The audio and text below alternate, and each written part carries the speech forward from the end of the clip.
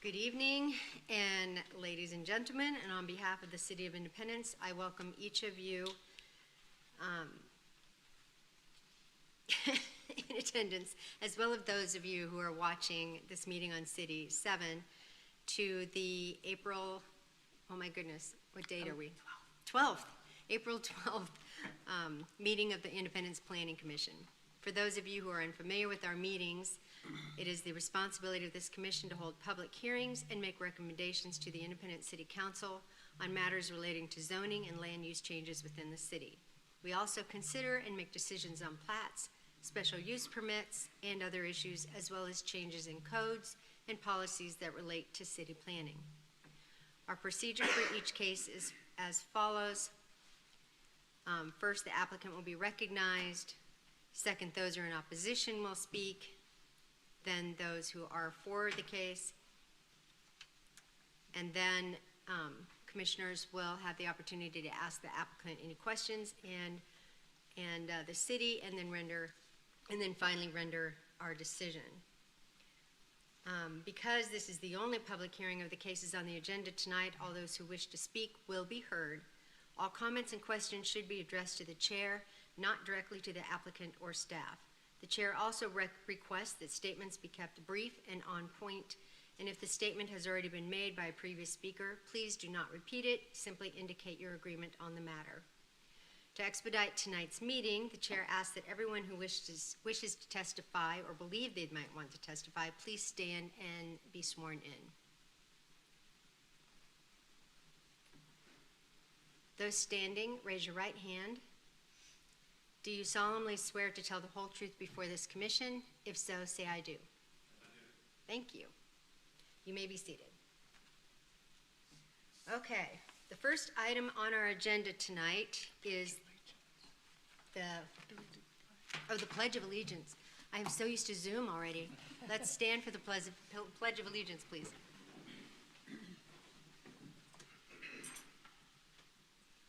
I pledge allegiance to the flag of the United States of America and to the republic for which it stands, one nation, under God, indivisible, with liberty and justice for all. Thank you.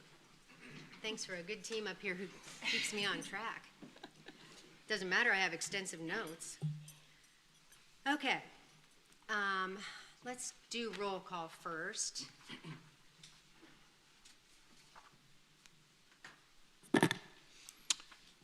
Commissioner Ferguson? Here. Commissioner Michelle? Oh, I knew that. Commissioner Nesbitt? Here. Commissioner Wiley? Here. Commissioner Young? Here. And Chairman McLean. Here. Thank you. Okay, first on our agenda is the consent agenda. Did anybody have any adjustments to the minutes? I didn't. I was hoping Miranda was here so that I could commend her on the minutes. It's super impressive. I agree. It's very thick. So well done, Miranda, in case you're listening. All right, if there are no corrections, I would entertain a motion. I'll make a motion that we approve the consent agenda. Thank you. Is there a second? I second. Thank you. We're ready for... Wiley seconded, she said. No. Here, yes. Commissioner Ferguson? Yes. Commissioner Nesbitt? Yes. Commissioner Wiley? Yes. Commissioner Young? Yes. Chairman McLean? Yes. The consent agenda has passed. Next, we have a continued case, 22-125-04, rezoning of PUD 2351 South Hayden Street. Will be continued to March 22nd. No, April 26th. Wrong glasses, maybe. Commissioner Ferguson. Oh, Yes. Is there a motion? oh, Madam Chair, Yes. I move that case 22-125-04, rezoning PUD at 2351 South Hayden Street, be continued to the April 26th Planning Commission meeting. Thank you. Is there a second? I second. Commissioner Ferguson? Now we'll take roll, now we go. or vote. Commissioner Ferguson, Yes. Commissioner Nesbitt, Yes. Commissioner Wiley, Yes. Commissioner Young, Yes. Chairman McLean. Yes. Thank you. Continued, case 21-12504 has been continued to April 26th. Okay, next, the public hearings. Our first case is a continued case, 22-400-03, short-term rental, 3419 South Denton Road. A request by Brian Beck to operate a short-term rental. Brian, will you give us a report, please? Okay, as you can see here on the vicinity map page, the proposed short-term rental is located on Denton, right north of 35th Street, over in the vicinity near Blue Ridge Cutoff and 40 Highway, near the Dixon's Chili area, about a block and a half from there.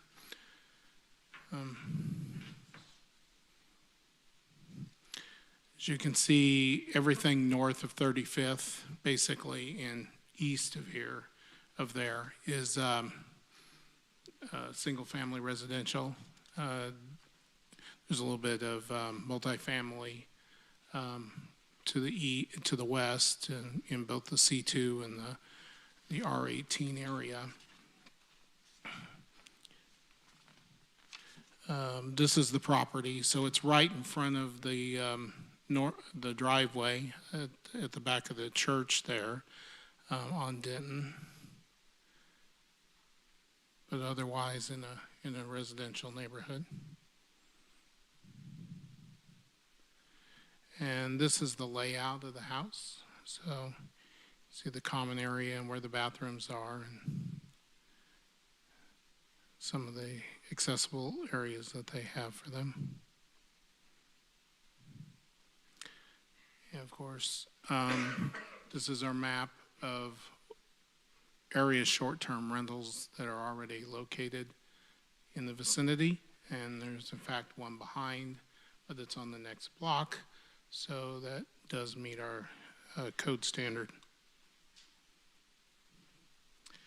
The proposed rental property contains a 1,800 square foot home. It's a ranch style home with a screen deck and a large accessory garage.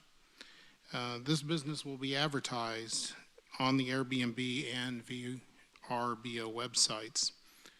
As far as number of guests, the applicant's letter indicated that the home contains 3 bedrooms. The letter states that the home will be occupied by 8 people. The UDO limits guests to no more than 2 adults per bedroom. That's 6 guests, adult guests, and then theoretically they could have 10 total with children. Parking. The paved one-car driveway and garage can accommodate 3 vehicles. Only 3 vehicles will be allowed on the property. There's another driveway on the south end. It's a gravel driveway, but may not be used unless it is paved. There's legal parking along the street. However, the road surface, as you will see in the pictures, is very narrow, flanked by deep ditches.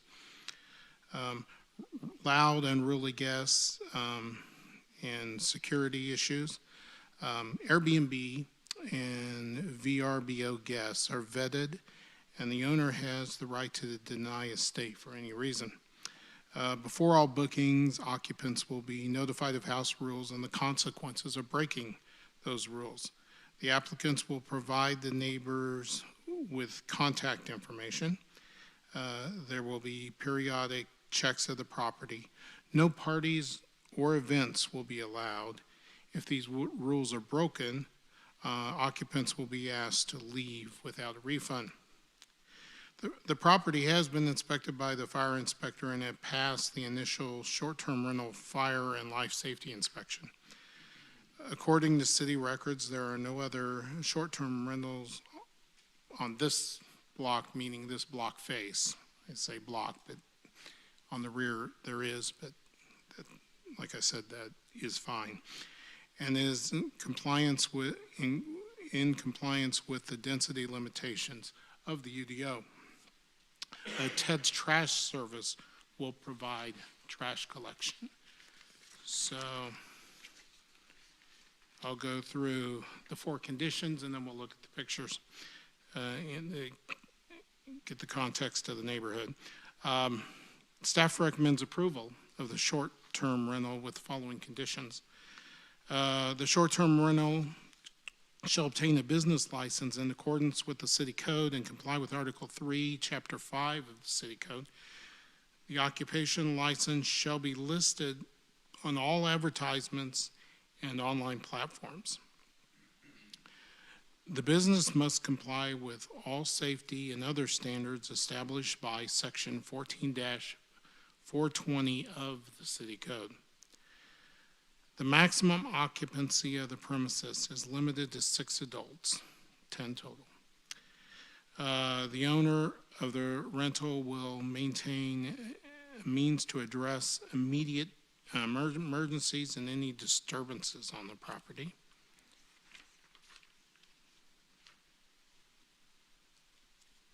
So I'll go real quickly through, number 5 there. If the existing gravel driveway along the southern property line is used for parking, then it must be paved. Applicant must notify potential tenants that the gravel parking lot cannot be used, or the gravel driveway cannot be used. So this is the house. You can see the deep ditch there in front of those blocks between it and the pavement there, or the street. And you can see it's rather narrow. I mean, that's the city truck there, and it takes up almost the lane, just parking, parallel parking. This is looking northward up Denton. And then this is looking catty-cornered to the northwest. And to the south, of course, the driveway directly across from the house. And you can see that those blocks along the ditch over there in this view as well.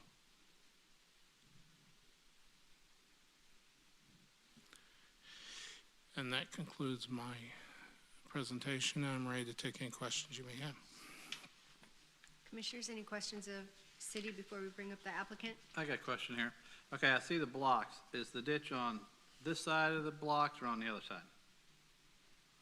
Yeah, it's kind of hard to It's tell. hard to tell. It's between the asphalt and those That's where the concrete ditch is. blocks. That's where the ditch. Okay. Yeah, that brown part. Okay, the concrete, I mean, the gravel driveway, where's that at compared to these pictures? I did not see it in the picture. I should have taken a picture of that directly. I mean, the way you talked, it was on the opposite side of the house, is it? Yeah, you can see the gravel driveway there, because the driveway for the brick house is where the red truck is. So you can see there's an additional driveway right there where the blocks end, and there's a little bit of gravel going off to the left. Okay. That's their south driveway. That's their south driveway. And Yeah. that drive I see right there, that's the church's Yes. parking lot, correct? Okay, and that looks like to me it is not wide enough to put cars and turning in and out. Does not look like that. Okay, I'll have have some questions, more questions about that after the applicant. But there's enough parking in the driveway they have for 3 cars, correct? Well, the driveway and the garage. Yeah, You so could they'll park have to- 3 it's vehicles. 2 cars with the, and then the garage, so you really only have enough parking for 2. But they have enough parking per the UDO, correct? Per how many people can stay in the house? Yes. Okay, If they park on side or outside? Well, wait a minute, they have 3 bedrooms, so if they had 3 different sets of guests, they would have to park all 3 cars. but we're counting And the what garage, with one in the correct? garage, yes. Okay. Okay. Will the applicant come forward, please? And state your name and your address, and then tell us anything you would like us to know. My name is Brian Beck. I currently reside at 503 Oakwood Lane in Grain Valley, Missouri. Thank you. As far as parking, they will be instructed to only use the garage and the driveway due to the narrow road and that church entrance. I've contacted most of the neighbors around there and spoke on the phone with the lady that runs the church. And I let them know that if there's any problems to call me, and I'll be out there real quick to address it. Okay. Also, I will instruct them to not park in the church parking lot, as that's private property, of course. Okay? What's fun about it? What's What do you want to tell us about it? that? I mean, basically, this is my first short-term rental, and I got a couple friends that have Airbnbs and rental properties, so I got a good support group around me for if I run into any problems or questions. I'm going to be pretty strict on them as far as I don't want anybody in there renting it under the age of 24. Nobody local, like I don't want somebody renting this just a party.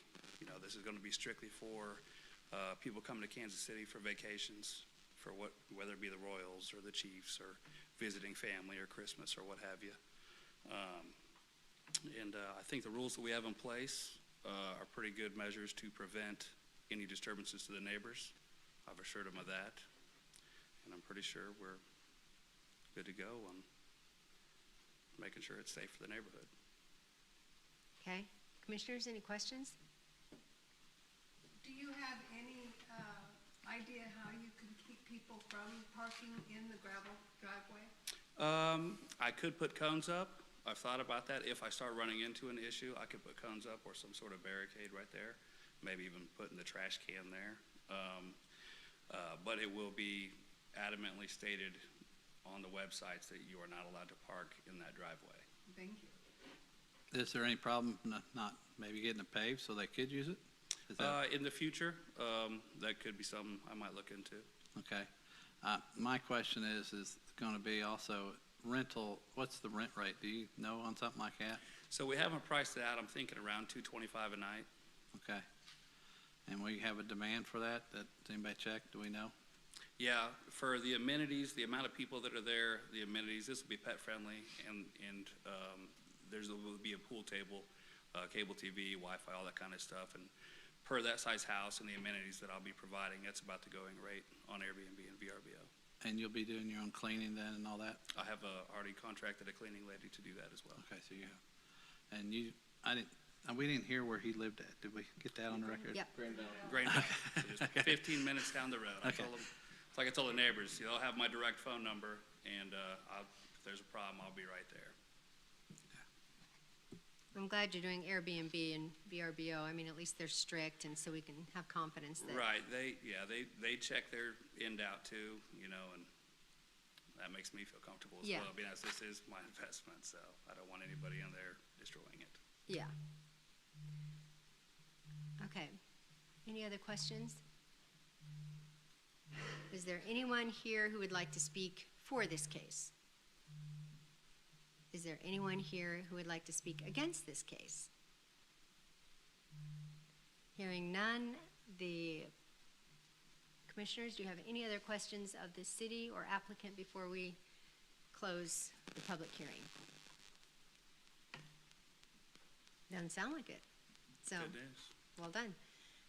Okay, I'm closing the public portion hearing, the public part, closing it. You can sit down. Thank you, guys. Thank you.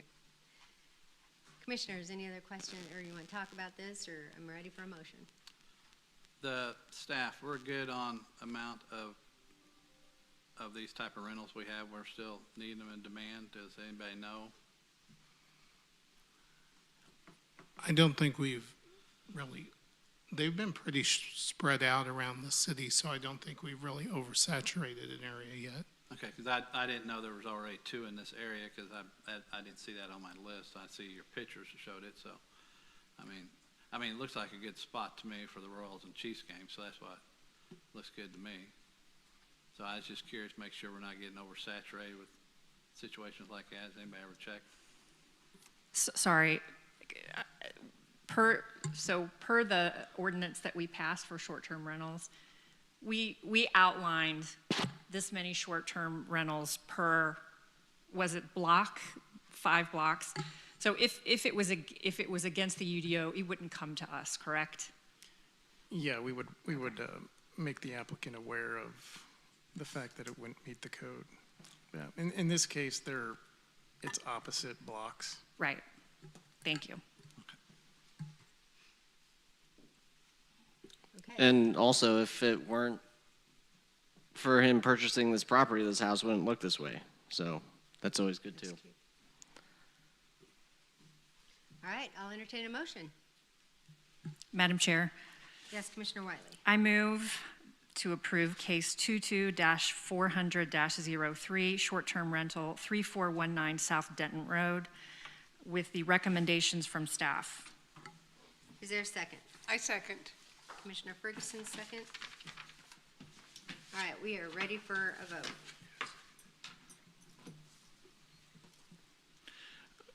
Commissioner Ferguson, Yes. Commissioner Nesbitt, Yes. Commissioner Wiley, Yes.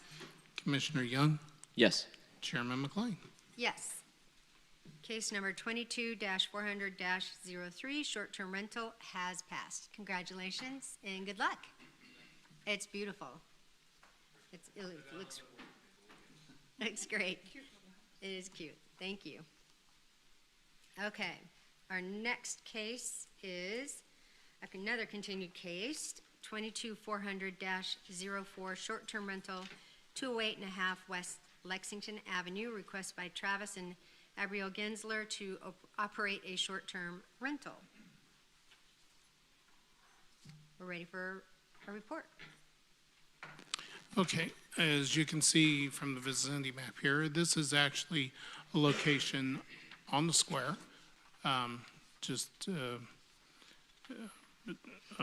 between Osage and Liberty.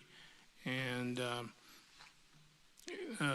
Three Trails Loft is the name they've chosen, describes the use of an upstairs apartment. Actually, it's 3 separate apartments that are upstairs.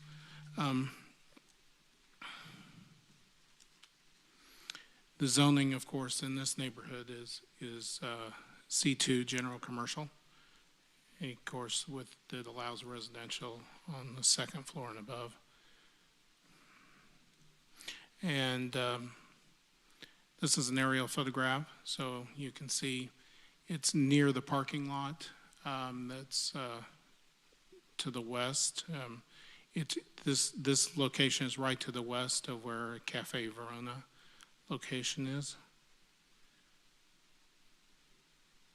And as you can see from the short-term rental map, the closest one is over by the Truman home, actually, from this location. So the proposed 2,000 square foot second floor rental property, and I said 3, I meant 2, consists of 2 bedroom lofts located above a retail store at 208 West Lexington Avenue. The applicant will register them as an Airbnb, but may expand to include them as a VRBO, and Booking.com bookings in the future as well. As far as the number of guests goes, given that there will be two-bedroom lofts, each short-term rental could house 4 adults and 10 persons total. Parking within the area of the loop around the Independence Square, which is, if people know what the loop is, it's Memorial Drive, Walnut Spring, and White Oak. Of course, off-street parking isn't required according to the code. However, within 20 feet of the property's front door access, there's a large public parking lot that I showed you a moment ago to the west to provide off-street parking that meets the requirements of short-term rentals. As far as loud, unruly guests, security issues, Airbnb guests are vetted, and the owner has a right to deny a stay for any reason. The building contains a minute noise and occupancy monitoring device that prevents parties and neighbor complaints by automatically warning guests that they've exceeded the acceptable decibel level and alerting the applicants in real time if an issue is occurring. The property has been inspected by the fire inspector and has passed the initial short-term rental fire, life, and safety inspection. According to city records, there are no other short-term rentals on this block, as you can see from the aerial photo, and they are in compliance with the density limitations of the UDO. The building provides a dumpster for tenants, and refuge will be removed after each guest stay. So there are 4 conditions of approval. The first four standard that we normally have. Staff recommends approval of these short-term rentals with the following conditions. The short-term rentals shall obtain business license in accordance with the city code and comply with Article 3, Chapter 5 of the city code. The occupation license numbers shall be listed on all advertisements and on online platforms. The business must comply with all safety and other standards established by Section 14.420 of the City Code. The maximum occupancy of the premises shall be limited to 4 adults and 10 persons total per unit. The owner of the rental will provide means of address immediate, a way to address immediate emergencies and disturbances on the property. So we'll go through the pictures in the neighborhood. So 208 and a half is the stairway going up between the 2 retail stores there, going up to the rentals upstairs. And of course, this is looking back toward the old courthouse on Lexington to the east, and then down the street to the west toward the post office. And this is just a shot across the street.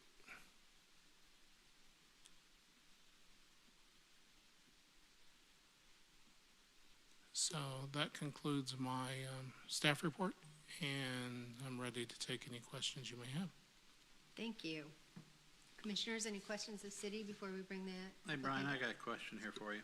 Okay. You got 10-person total per unit, and they're 2-bedroom units, so you're saying 2 adults per room, so that's 4. Where do you get the other 6 sleeping at? I mean, they don't look like, I don't see a floor plan, so that's kind of worries me. Well, I don't think most people have 6 kids, but Well, or I bring mean, it I'm with it. just saying. But theoretically, our code, I mean, 'cause that's what it would allow we're per saying unit. 10 people can go in there, and I'm thinking that's a little misleading. I'd rather take that down from 10 to 6 total maybe.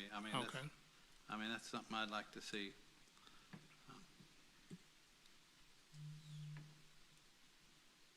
Any other question? We'll have the applicant come up and he can address that. Is that okay? Okay, will the applicant come up and state your name and your address, please? Travis Gensler, 22801 Northwest Ashford Court in Blue Springs, Missouri. Thank you. Tell us anything you want to about the project. Answer Commissioner Nesbitt's question if you would like to. Sure. I've already forgotten the question. Yeah, when we were able to obtain this building, we've had personal and business dealings on the square for about a decade or so, and so we thought this was an opportunity to provide a little bit more access to people from out of town.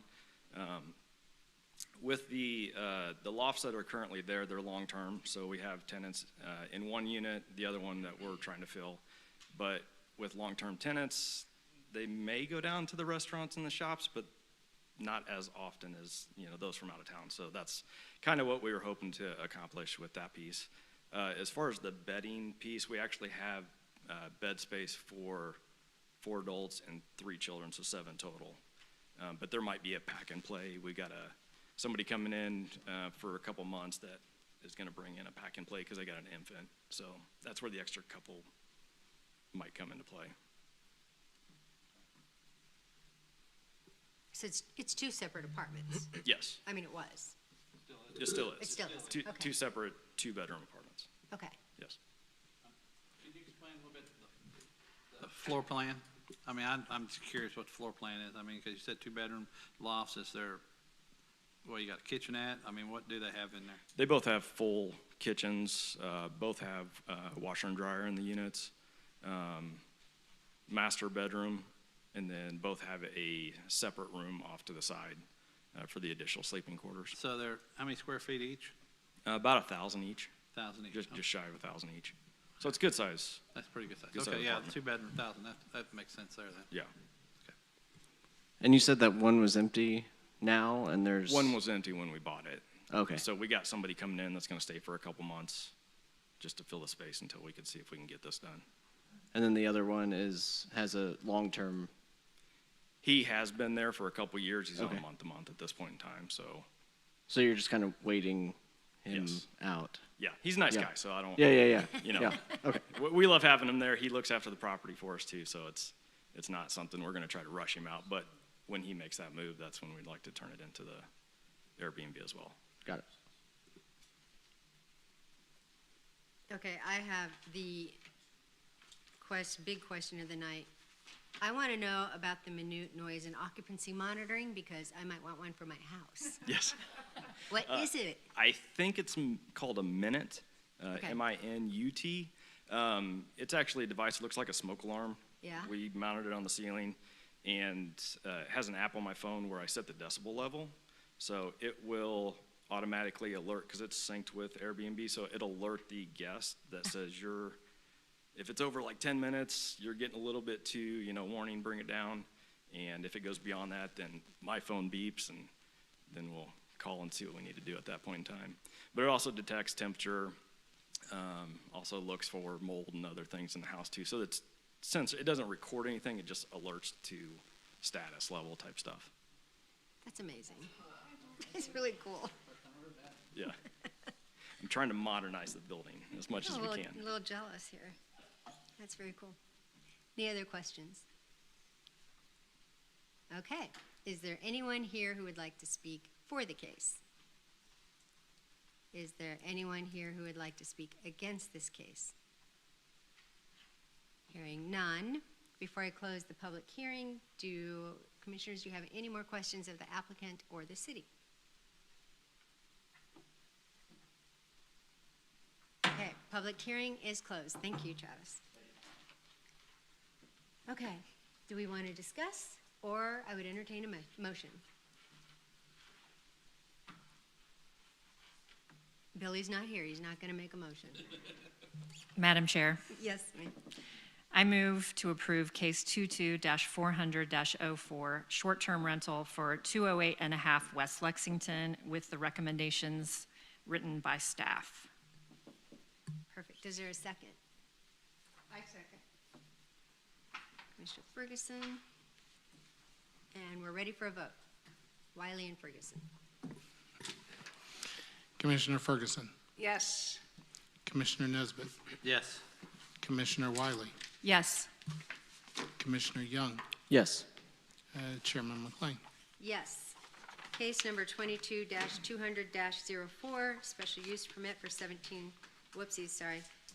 Case number 22-400-04, short-term rental, 208 and a half West Lexington Avenue has passed. Congratulations. Okay. Next case, number 22-200-04, special use permit 17620 East 39th Street, request by John LaPointe to operate a tunnel car wash. Will the city give a report, please?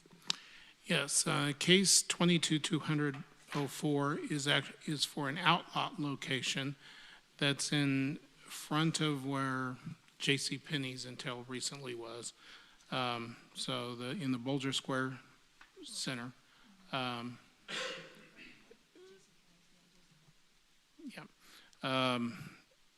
Just to the east of Cracker Neck, past that gas station there that's on the corner, or service station on the corner. So you can see the outlot location right there, and this, of course, is zoned commercial. This whole area is C2. And then, of course, the comprehensive plan envisioned it to remain that.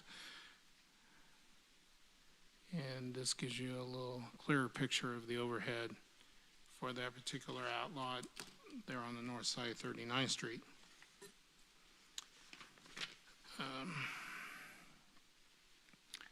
Here's the site plan. So, as you can see, the layout there. And the landscaping plan showing trees and shrubs, particularly there on that left side.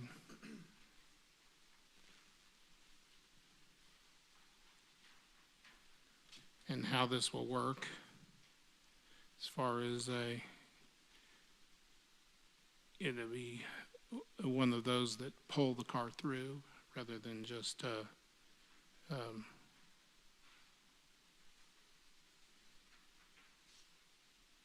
stationary facility.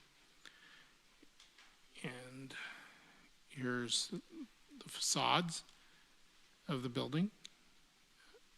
You can see the garage door ends, and then a bank of a lot of glass there on both sides. Actually, the color version indicates that a little better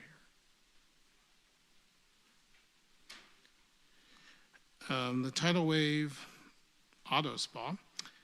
Tidal Wave seeks to construct a tunnel car wash on this 1.8 acre tract, which is located at 17612 East 39th Street South. The 5,220 square foot tunnel building will be situated along the east property line with a north-south orientation. Customers will queue from the private drive at the northwest corner of the site, and then in a clockwise direction, pay the attendant booth before proceeding through the tunnel. After exiting the tunnel to the south, customers will drive to a parking area west of the building for the vacuums or exit the site to the northwest. The vacuum stalls are under either a single canopy next to the tunnel building or under a double canopy in the middle of the site.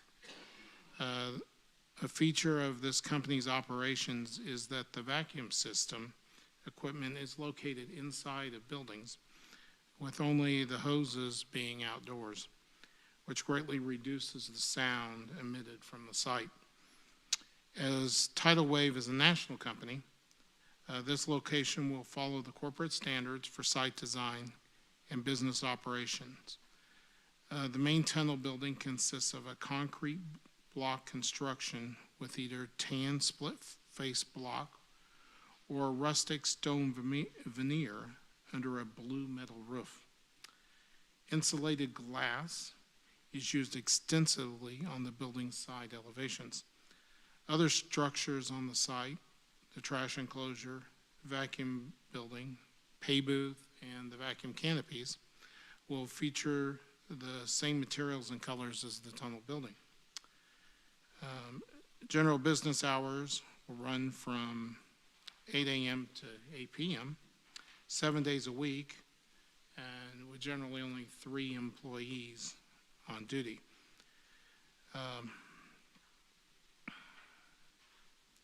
So when the site plan application and building permit are submitted, we'll get more detailed civil and landscaping plans than we saw here a moment ago, including the location of the proposed on-site stormwater detention, given that the outlots require their own stormwater detention since that isn't covered by the main shopping center. So.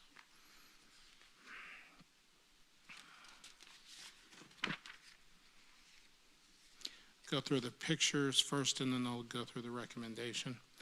So this is the existing structure that's there that would be removed. As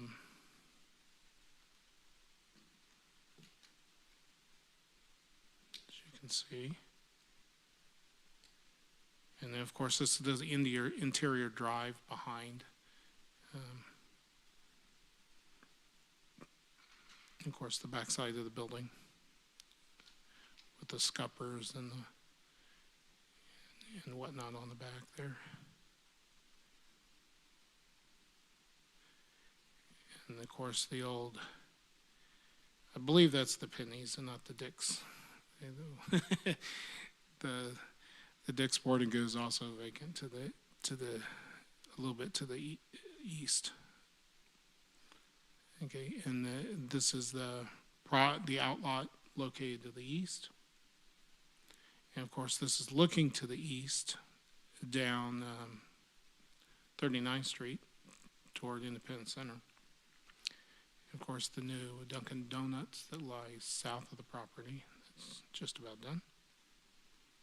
And then this is looking back west past the Phillips 66 service station.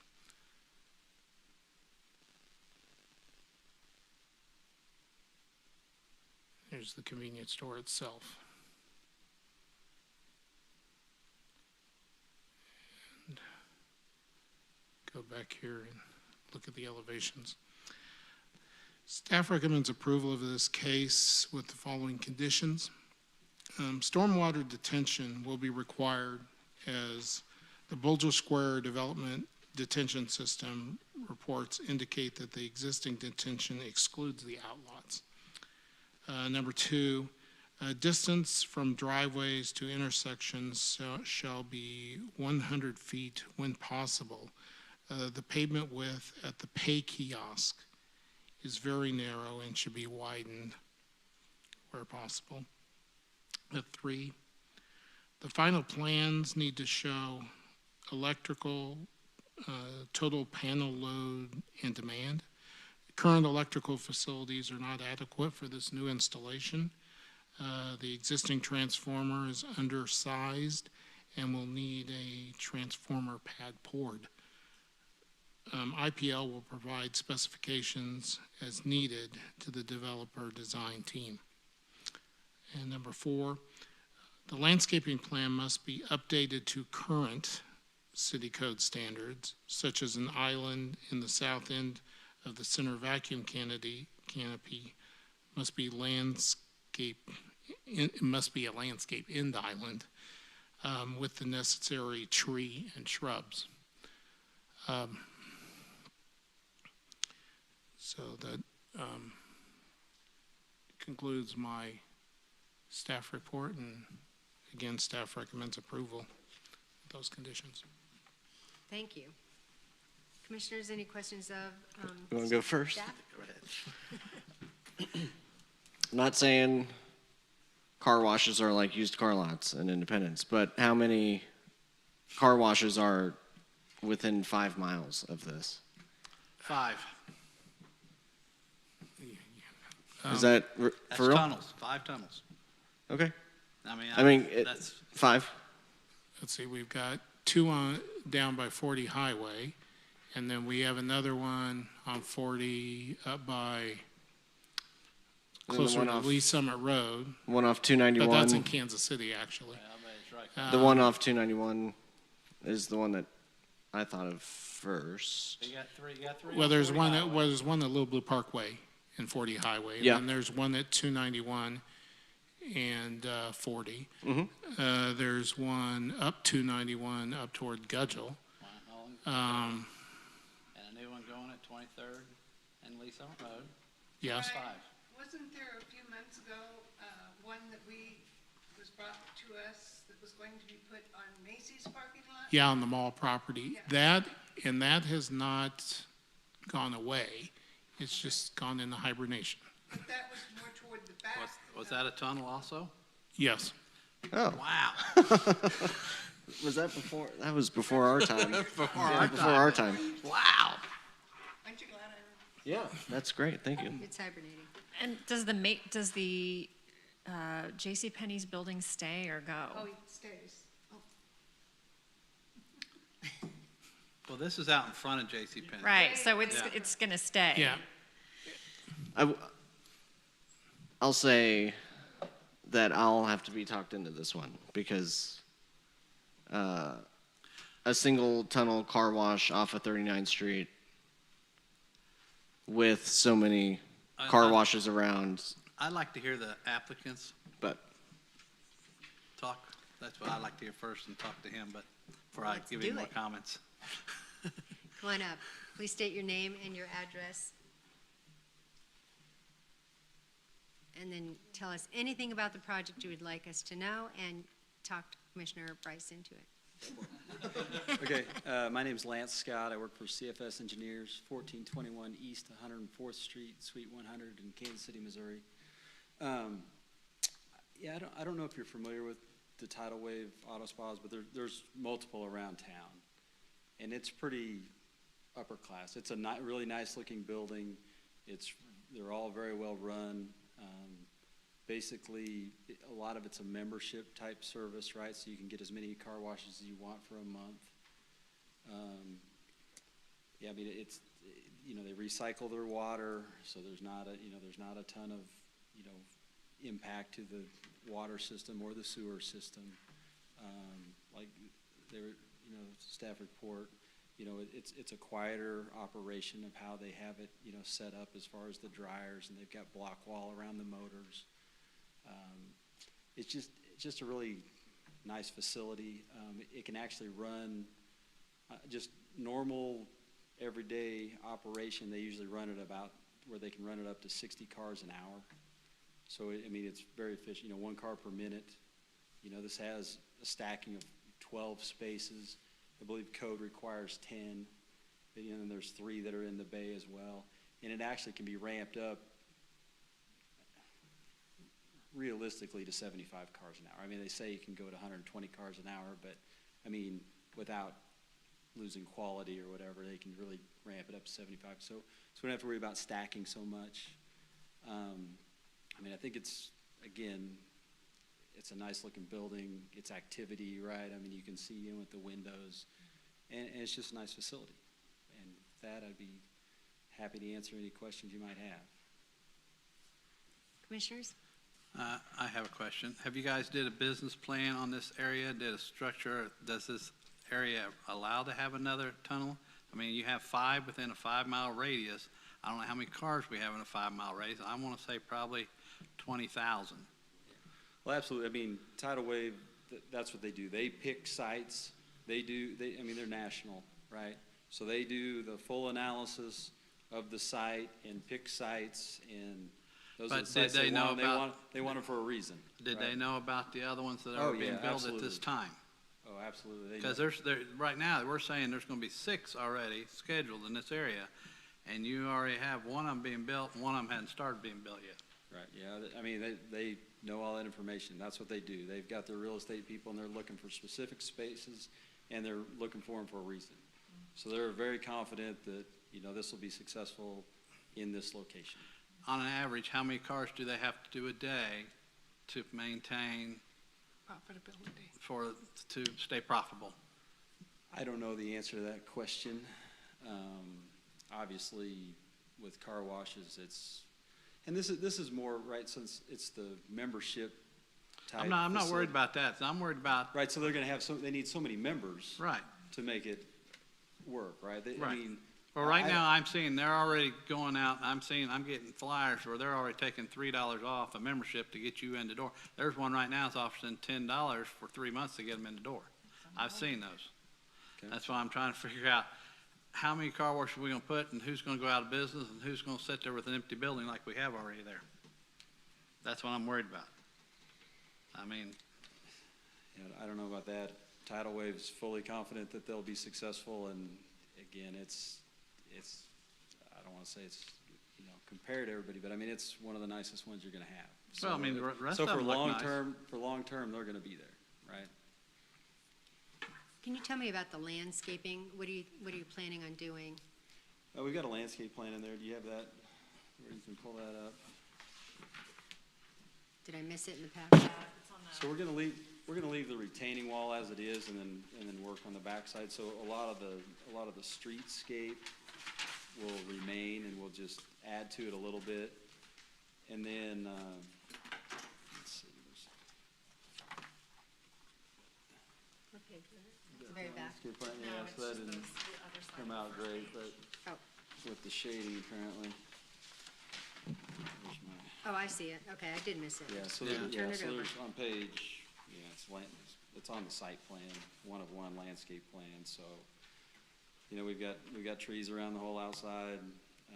We'll add some on that south island as well for the staff comments, and, you know, we agree with staff comments. Staff was talking about trees in the island where the. Yeah, we didn't show vacuum- any trees in that south island that's inside the parking, so we'll make that to where it meets the requirements. Okay. Our landscaping requirements are a little bit more extensive than what they were when Bulger Square first was constructed, so, it's you know, we require end caps to have trees, and islands to have trees, and there's 3 shrubs that are associated with each tree. And then along the right-of-way, you're actually on the property, but along the right-of-way, you're supposed to have canopy street trees, and which is what's shown here, different than the ornamental, which are the smaller trees, which can be the interior parking lot area trees. The other thing we're doing is we are getting rid of there's a drive entrance that's right off of 39th as well, so that one goes away as well. So we're getting rid of that entrance, there still is one to the west, that same location, but it's not great design to have an intersection right past the main intersection as well.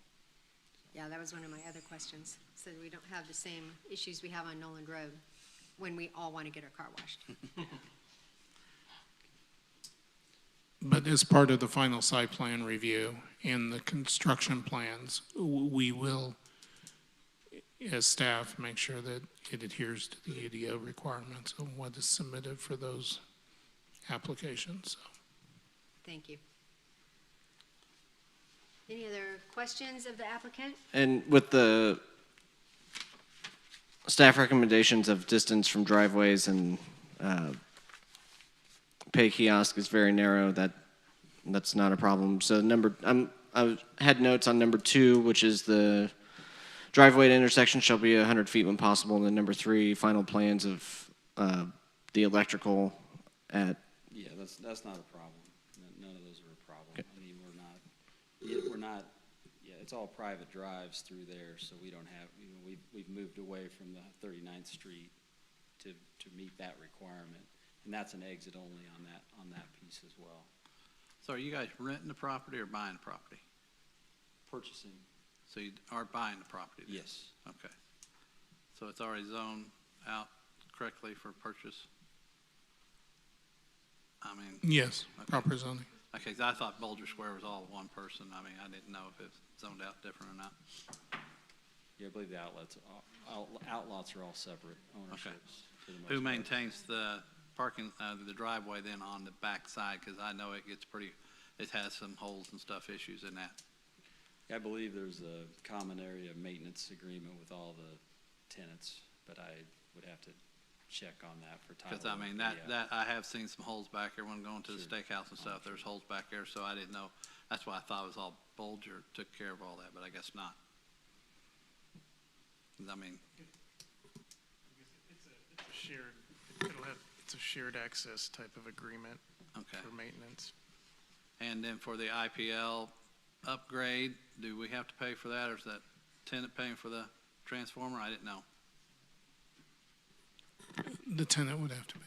Okay. Now, you said you're gonna use reclaim system, so you're gonna put an underground reclaim system in? Yeah, it's actually enclosed in the building itself. Okay. And so I think the average is that they use about 10,000 gallons of water a day that actually comes in and goes out, right? Which Right. isn't very much really for car wash at all. It'll have minimal effect on the system. Okay. Any other questions? All right. Is there anybody here who would like to speak for this case? Is there anybody here who would like to speak against this case? Hearing none. Commissioners, do you have any more questions of city or the applicant before I close this public hearing? I have a question. So the car wash that we recently approved at the Independence Center is still happening, right? I didn't follow it to the city council meeting. They are having some negotiation issues with the land or something, and they were having to redo the plats, and it's sort of been put on ice. But from last time I talked to them, they acted like they were still interested in going ahead. Okay. So that wouldn't come back to us? No. No. It would go back to city council? Okay. Madam Chair, I have a question for staff. Yes.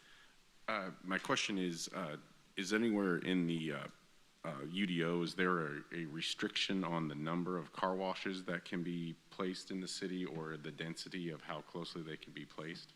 No, there is not. Thank you. Thank you. Okay. I'm going to close the public hearing.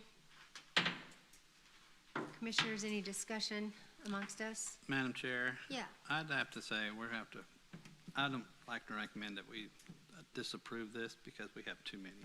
I mean, I cannot see with within a 5-mile radius, somebody's going to go out of business. Then we're going to have 7 empty buildings like it is right now. That building right now can be used for something else besides car wash. So they're going to have to completely demolish it, tear up the whole driveway and everything to put in a car wash there. I know there've been other businesses in and out of that one, but I mean, my opinion is that we don't need another tunnel car wash. Since there's another one already going less than a mile from this one, already been approved.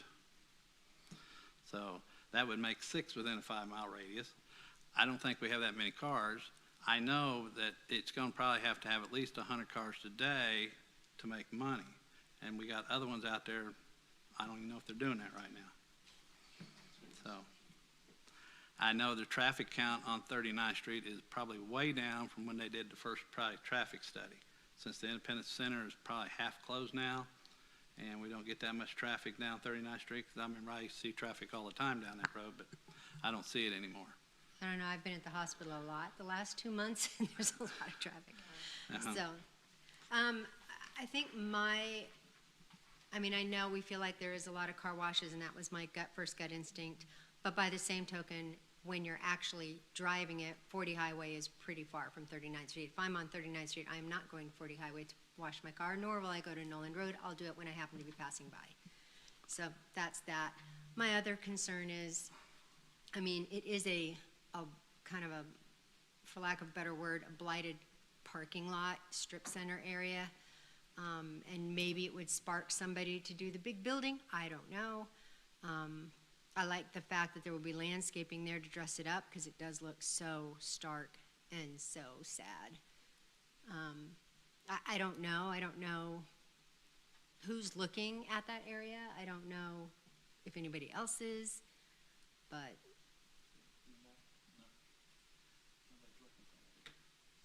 that's just my take. I mean, Well, then you ask these people here to put in a bunch of trees, which helps block their views, and where the other people around do not have any upgrades, so then that one's gonna stand out with all the trees. And I've seen trees come in, trees go bye-bye, after a bit they cut down. I've seen that happen up on down Nolan Road, and I had a church one time, I did a bunch of trees, and next thing you know, the city said, well, they're too close to power lines, so they came and cut them all down, after we planted 15 trees. So, I've seen things like that happen, so, true. I mean, Any other comments or discussion? All right, we are ready for a vote. Oh, yeah, we got to have a motion first. Madam Chair, Yes, Commissioner Wiley. I move that we approve case 22-200-04, 17612 East 39th Street for the Tidal Wave Auto Spa with the 4 recommendations from city staff. Thank you. Is there a second? I second. Commissioner Ferguson, second. And now we're ready for a vote. Commissioner Ferguson, Yes. Commissioner Nesbitt, no, Commissioner Wiley, Yes. Commissioner Young, No. and Chairman McLean. Yes. Case number 22-200-04, 17620 East 39th Street, Tunnel Car Wash has passed. Has been approved. I was thinking that. Congratulations. Okay. Next thing on our agenda, other business, multifamily development process presentation.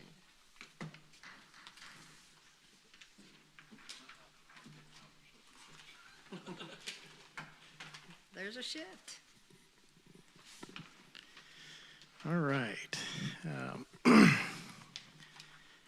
try to make this a little quick, but so as you guys know, we've had a lot of multifamily housing projects that have come up, and I know there's probably going to be some more that are going to be coming up.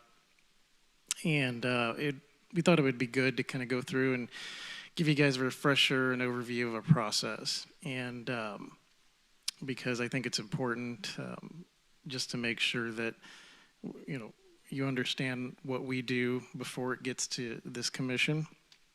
And so with that, we'll just go ahead and start. I did have some animations in here, but unfortunately the software on this computer doesn't work, so you won't be able to see those. So yeah, it actually was kind of cool, but yeah.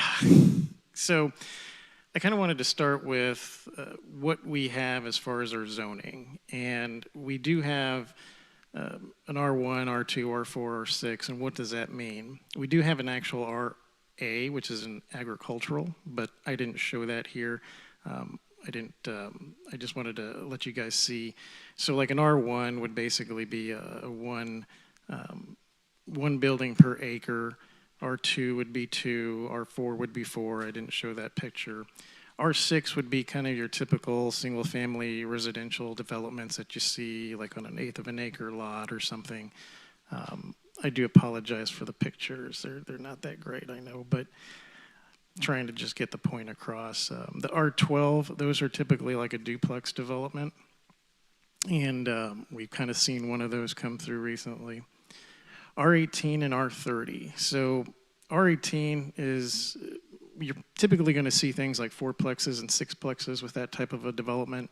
In our code, we automatically create we make it a PUD, and we'll talk about that as we go a little bit further.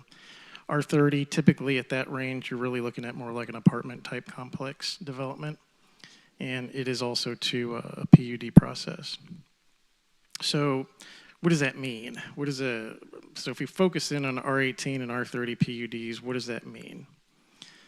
So just kind of give you, an overview of what the PUD is, and we'll talk a little bit about that process. But it's a planned unit development. The intent there is to provide a preliminary development plan. Now, the benefit of that is when you get this plan before you, that plan is what it is. And we'll talk about that a little bit later as we get towards the end of the slides. But when you get a preliminary development plan, it's not like a plat, which is kind of the legal description of what the property is with the easements and the property lines. But what the preliminary development plan is with the PUD is it's actually showing you where the buildings are at, what it's supposed to look like, some of the landscaping, any of the stormwater features, any amenities. And so that plan is what you approve. And so it has to be substantially the same when it comes to final development plan. And like I said, we'll talk about that a little bit. What is the PUD intended to do? Well, first off, we have to make sure that it meets the comprehensive plan. We also have to make sure that it can be served by existing utilities. If not, then we need to understand what those utilities need to be as far as being expanded out. It kind of also, too, it's important to know that we do have commercial zonings and business park zonings and all that stuff, too. And some of this is very similar in terms of the process. But like I said, I just wanted to focus in on the high-density residential. But what the PUD also does is it allows us to give a developer flexibility in design. And sometimes that means maybe some of the setbacks might be a little bit different. It gives them the option to do some things that are more unique, provide amenities, things that wouldn't necessarily be allowable in the specifications of the actual code in a particular zoning area. And of course, also, we want to make sure that this project meets the historical and natural resources that we have in the area. It tries to make sure that if we have any type of historical type of projects, that they maintain that. And then, of course, just to give our citizens a functional, attractive type of development, it also could be mixed use, but something that's different and unique than just some of the regular zoning districts. So, kind of wanted to focus in on our development process. And I had some cool animations with this, but you'll just have to go with it. If you go to our city website, and sometimes it's a little bit hard to navigate, I know, but if you go to our city website, go to the city departments, and go to the community developments page, under there is something called development services. And under that, you'll see all these things to the left of the slide there, the pre-development meetings. You can click on all these particular items. For example, if you click on the pre-development meetings, you're going to see an explanation of what that is. You'll see this flow chart. We have citizen guides that talk about if you want to install a fence or put in a pool or something to that effect. We also have tools there that can look up mapping, addressing, and zoning. And then we have a spot for the permits and the forms and all the applications that an applicant would need to fill out. We just recently added the engineering resources. This is kind of a work in progress, but this gives people the understanding of what's required for them in terms of stormwater, where to look on our code to find those specifications, and it also talks about things like our traffic impact studies and what's required. So for the sake of this particular discussion, I'm going to focus in on the center part here. And I know it's kind of a little bit hard to see, but that first red box, that's kind of the staff consultation. And then we get to the green box, which is the pre-development meeting. And then we talk about the zoning, what type of applications they need, the applications that they'll have to submit, the type of staff review that we go through, and then before we bring it here in front of Planning Commission and ultimately Council.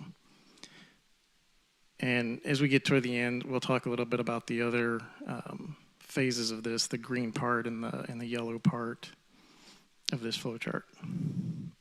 So pre-development meeting. So an applicant comes in, and kind of go back, they're going to have that site consult or staff consultation. So this could be anything. This could be a phone call. This could be an email. Somebody can come to the front counter.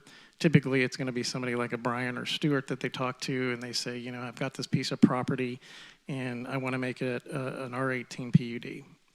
And so they'll discuss with them, okay, here's the property, here's the zoning. We can look at the maps at the counter. We can send this information to them through email. And then we'll tell them, you know, we can set up a pre-development meeting with our staff when you actually have some kind of conceptual plan. Doesn't have to be anything fancy. It's kind of more of almost the napkin drawing stage. And so they can come before us, and we do a lot of these virtually. We can also do them in person, but a lot of people actually do like the virtual option, especially if somebody's out of town or something like that. And then we'll have our pre-development meeting. And we have over 20 staff that's involved in that pre-development meeting.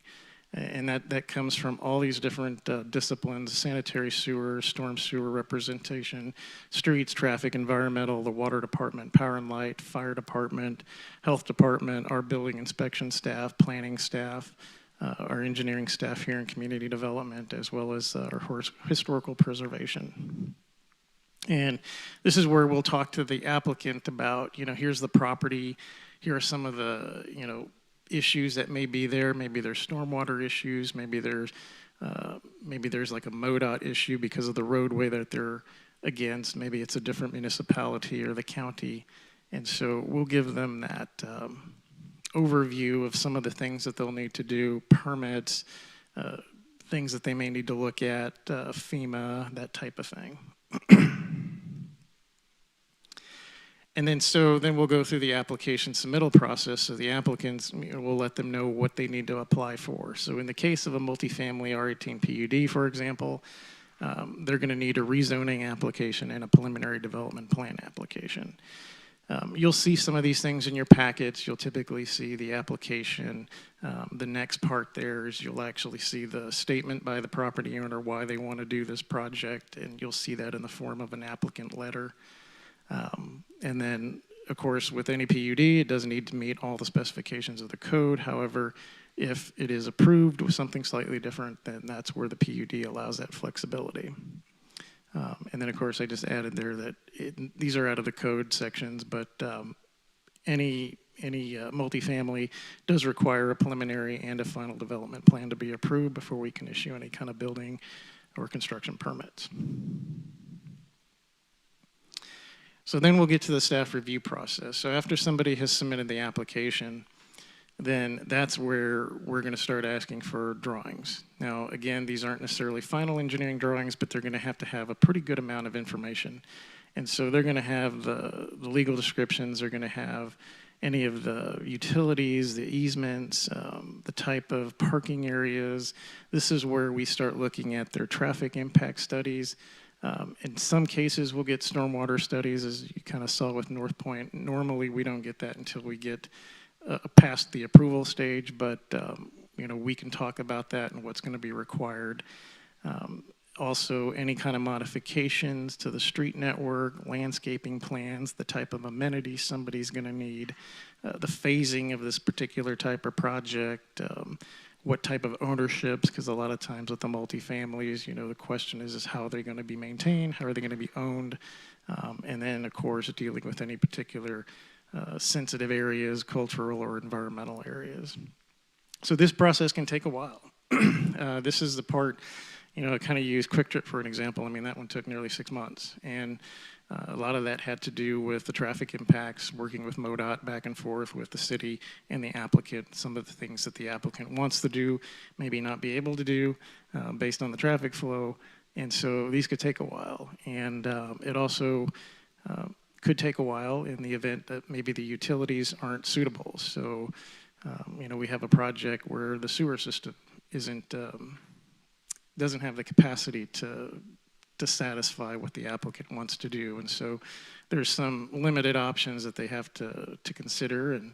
And so those can take a while. And especially if you're dealing with, maybe there's some FEMA issues that they need to look at, and then maybe there's some issues with Jackson County. So this process can be a while.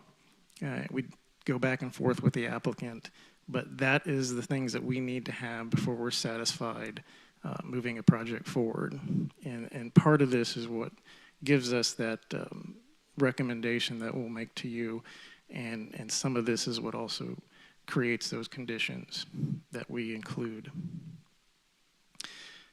Coach, now, this isn't actually in the flow chart, but basically, before it comes to the Planning Commission, I just wanted to point out that public notices are required per statute. These are in the actual sections of the code 14700-08.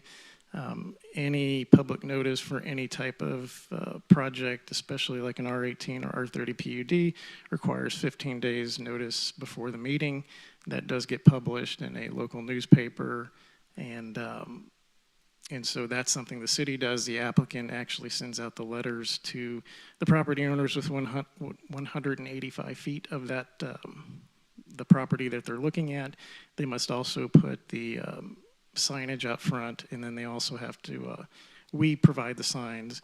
And so I did put a note here that PUD projects and all residential projects don't require public meetings, but we do highly encourage them. And you'll see that happen, especially in areas where we've got some controversial issues or areas that we know might be of concern to residents. And so we want to make sure that everybody is aware of what's actually going on. I know we do have some people that say that they don't get those notices, but understand, there is the 885 feet, so they don't have to go beyond that. And we do our best, and we also put notices here in City Hall as well. And then this is a part that you guys should be familiar with. Then, once we've gotten all our answers that we feel we're confident to move this project forward, sometimes there are situations where the applicant may not satisfy what we're looking for, but they may still want to move forward. We try to minimize that. Sometimes it does happen, but you'll typically see that reflected in the things like the conditions. But we'll put the reports together. That's the packets that you guys get. And this commission must make the recommendation to City Council to either approve it with modifications, or deny it. So the reviewing criteria for a PUD, and you'll see this typically at the end of the report. Well, not typically, you always see it at the end of the report. I won't go through each one of these, but basically this review criteria is actually directly out of the city code. It is typically at the end of the staff report for any type of a PUD or multifamily development. And then there are these 10 criteria as to whether or not this project meets these things. And so does it meet the comp plan? Does it meet the standards of the code? Is this adequate? Does this have, is it something that is development necessary? Is it something that would actually be a benefit to the city? And so these are the review criteria, and we try to answer those as best we can, but that is what they are. So post-council approval. Let's assume, for example, this project got approved through this commission, and then it goes forward to the city council. They'll have 2 reads, assuming it got approved through that stage. And then that's when the applicant will then start submitting. And again, understand this is the preliminary development plan, so we don't have the final development plan yet.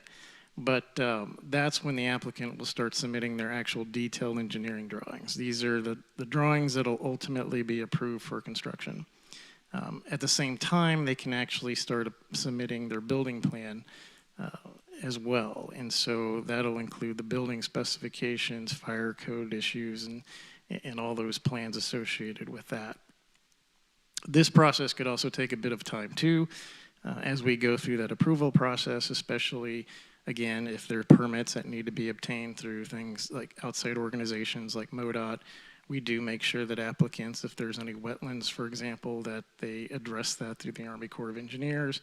If there's any FEMA issues, they have to address that through the FEMA approval process that we have outlined in our code. But then again, also making sure that they meet our city code and standards for things like streets and storm and water lines and all the issues that the power or IPL power distribution requires them to submit. And as well as the building, making sure that they have, you know, the structural plans, the HVAC plans, and all that put together as well. So let's say they get to the end, and then their preliminary development plan is within roughly, and this is outlined in the section of the code, that 14703-07A. The applicant can move forward. They don't have to come back to this commission, assuming their preliminary development plan is within about 10%. I mean, when you go through this process of final engineering, a lot of times some things might change slightly. You know, when you start looking at the surveys, when you actually start looking at topography, sometimes drive entrances may need to be slightly moved, buildings may need to move slightly. So it's expected to be some variation. And we do allow for that to be approved in the code. It's roughly about 10%. If, on the other hand, an applicant comes back with this R18 PUD and they want to do something completely different, then they really have to kind of start that whole process over, because again, with the PUD process, it's more of what you see is what you get, and if you don't get that, then it has to start over again. And so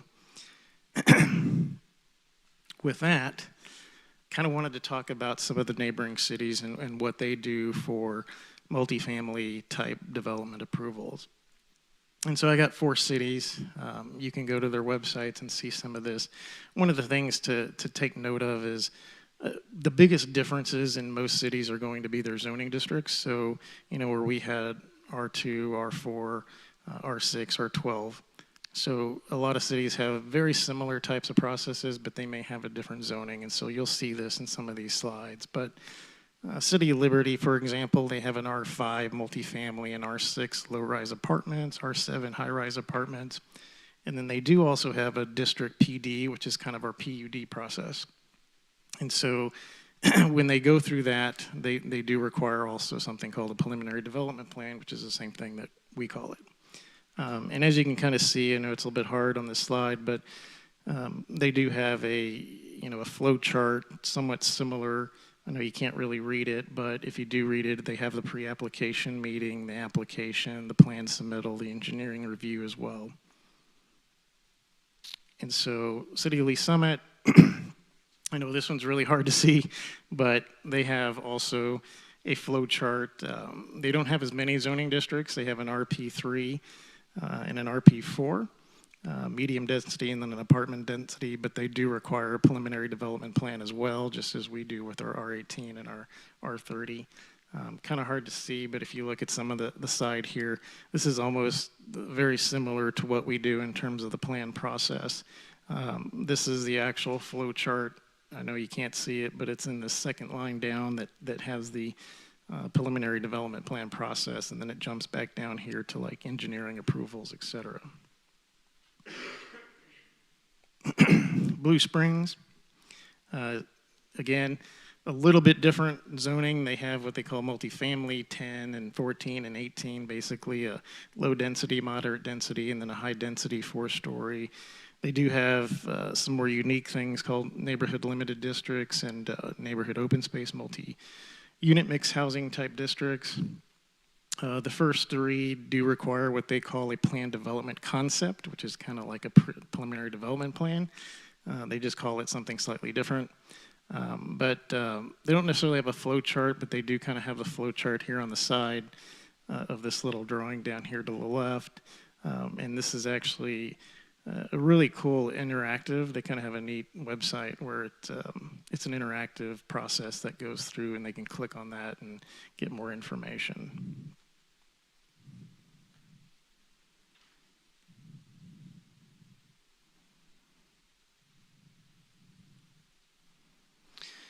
So in summary, in order for this process to be successful and for it to work, we must have good communication with the applicant as well as our staff. And I think that's, something that should be fairly obvious, but we do have to have good communication with the applicant. In most cases we do. Sometimes it can be somewhat challenging, but we do our best with making sure that they understand what the expectations are going to be from staff, what the type of questions that we know we see from this commission, and what we would expect to see as they go forward in this process. Another key factor is staff does have to have very good communication with our other city departments. A lot of this can't be done unless we're actually working together, especially looking at some big significant projects that come into the city as far as utilities. And so I think we have a really good staff, and part of that preliminary development meeting or pre-development meeting, we work very well together. We know what they're looking for, and I think they can rely on us pretty well to keep them in the loop, especially if a project changes. Some of the challenges, as we talked about, especially for like a multifamily development, it can be traffic, utilities, stormwater, cooperations with other jurisdictions, and then, public input is a pretty significant one as well. But I think, too, the takeaway, at least for the comparisons to other cities, is that we do have a very similar process as other cities. They may call it different things. They may have slightly different names for a PUD or different zoning districts, but everybody pretty much follows the same process. And a lot of that also has to do with the fact that we're in Missouri. We have the same statutes, so there may be different classes of city, first class, third class, fourth class, but generally speaking, we have very similar processes. And that is all I have. I'm able to take questions. Thank you. I think this was really helpful. I did have a question, comment. Could you, slide number 10, is that something that we could have up here to look at? At one point, I talked about having the overall comprehensive plan up here so that we could review back, because it is sometimes hard to stay focused on what we are supposed to be staying focused on. And it helps me to have those bullet points. Yeah. To not go down a rabbit hole I don't need to go. Yeah, we could certainly add that to it. I just noticed, I don't know what happened to my slideshow, but I missed City of Grandview. I noticed that, but I always. And it's basically the same thing. They have an R3, and then they have a PD plan district development. But again, very similar flow. So, sorry. What would we have instead of an LO or an NO? What would be similar? I'm sorry?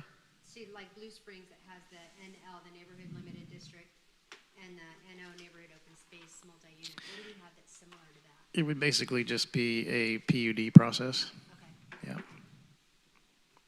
I have something. So thank you for putting this together. Your guys' reports are maybe my favorite thing.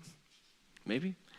But so slide 5 with the pre-development meeting, I just was wondering if you could talk a little bit more about that. So the person that schedules that meeting, is there one person on city staff that's responsible for all those? And then kind of just, because over 20 staff are invited, so then it's like, is it the same person from the fire department every time and things like that? So if you could just talk about Good that. question. Yeah. So generally speaking, it's going to be assigned to either Stuart or Brian.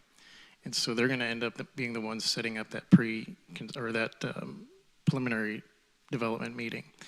And so the applicant's always going to be in touch with them. As far as who shows up, yes, everybody's the same. Obviously, we may have some people, if they're not available.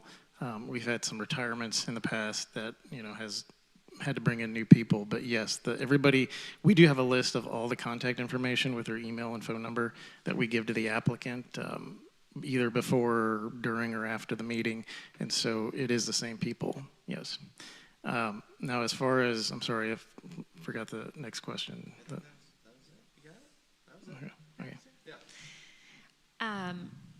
When does the applicant get the packet? How far in advance of this meeting do they get all the information we get? So they'll get it basically when we're completed, and it's usually about a week before. Okay. Yeah. And then when is it available on the website? When is our packet available for everybody to, I'm assuming you can get on our website and download the same packet we have, is that right? Yes. So we upload like a week before. Okay. And it goes through, I forget the name of it. I can't think of the name. But anyway, we upload the actual packets. And so once the meetings have been set and established online, then it's available. I don't know the specific time from the moment that we actually upload the packet to when it's available, but it's going to be somewhere generally in that time frame. But it is before the meeting. Yeah.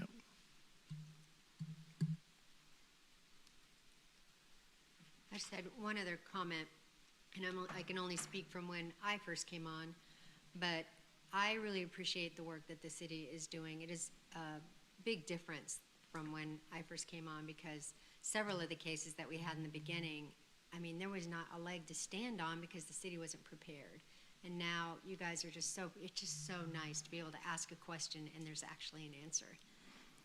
So I do remember, Right? Commissioner Young, your next question. So when we go through that process, especially when we get to the approval part and they start submitting things like engineering, et cetera, we do have a person that they communicate with. And so we have an engineer that actually works with them so they don't have to continue to work with every utility. And so that is something new when Public Works got merged into Water Pollution Control. A lot of the engineering review for non-capital projects came into community development. And so we do have basically a liaison that works with that applicant through the process.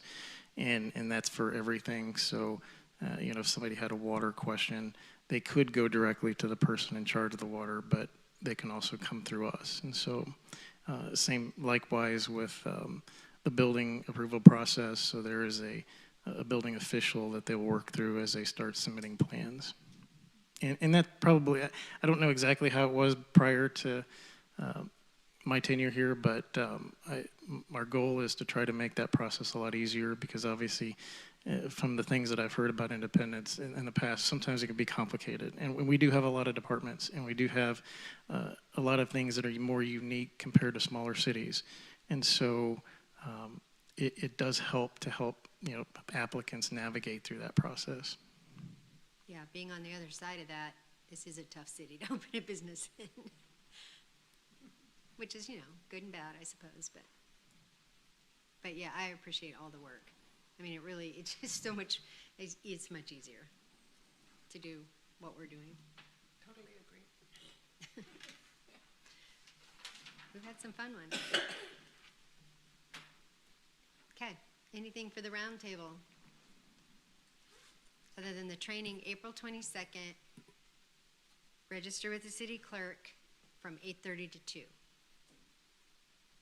And after I made that announcement, I did send an email to Miranda, and she's going to reach out to Becky, get a copy of the brochure, and get it emailed out to you so you have that information.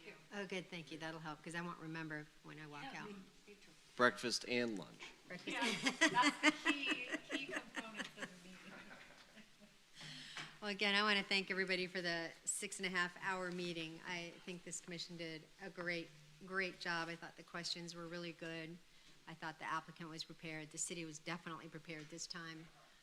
Made all the difference in the world, but that was long.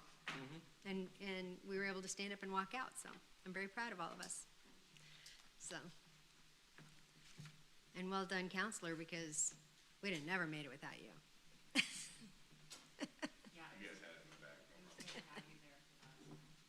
All right, this meeting is adjourned at 7:33. You're so welcome. I can't, that darn clock. I mean, I'm not used to reading clocks anymore, so.